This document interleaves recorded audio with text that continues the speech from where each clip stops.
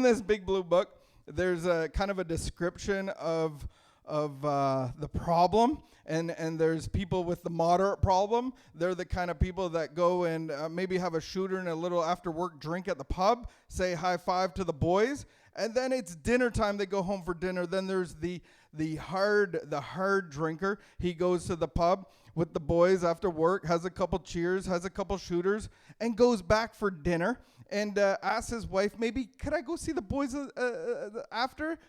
Yeah, sure.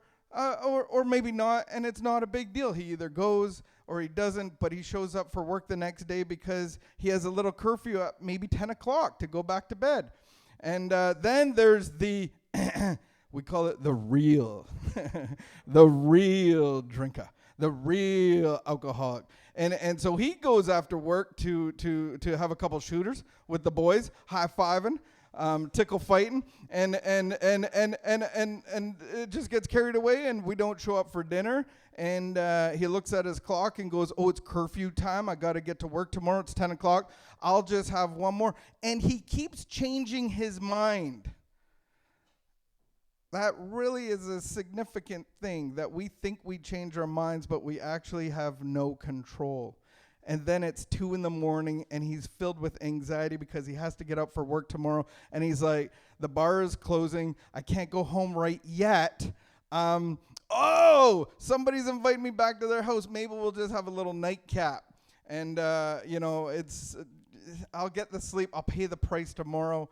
And that's the real alcoholic. So my story is about a doctor, and it's the real doctor. A real doctor, because there's moderate doctors, there's hard doctors. They treat the emotional, they treat the physical, they give you medication, they give you some therapy and that kind of thing. And I just wanted a story about the real doctor. And so this is how the story goes. There's the real doctor. He's on his way to a house. And there's a grave situation. There is no doctor that has been able to help the little girl that is her life is slipping away right in front of her parents.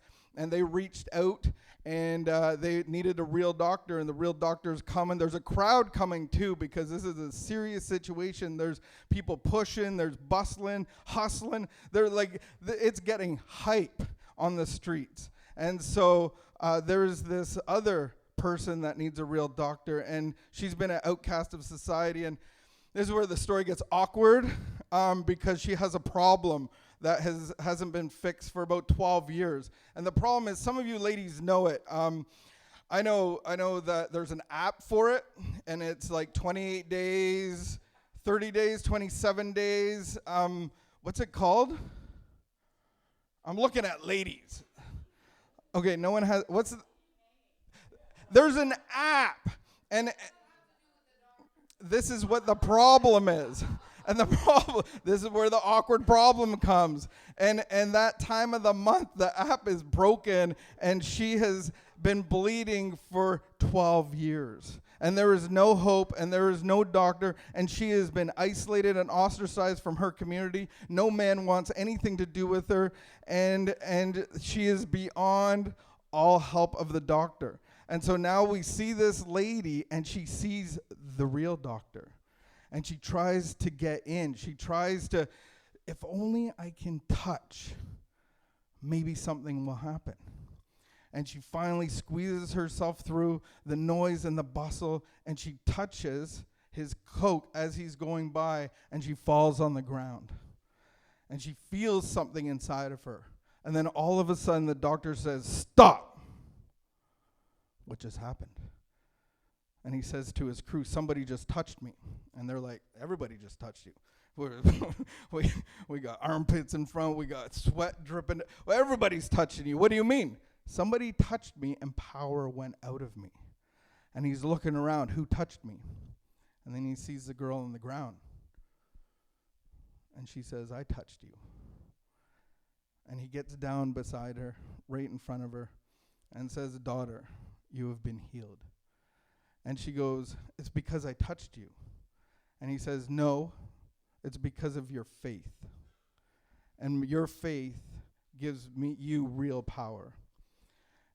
And when I hear this story, it makes me cry because I was like her. I wasn't quite that bleedy, but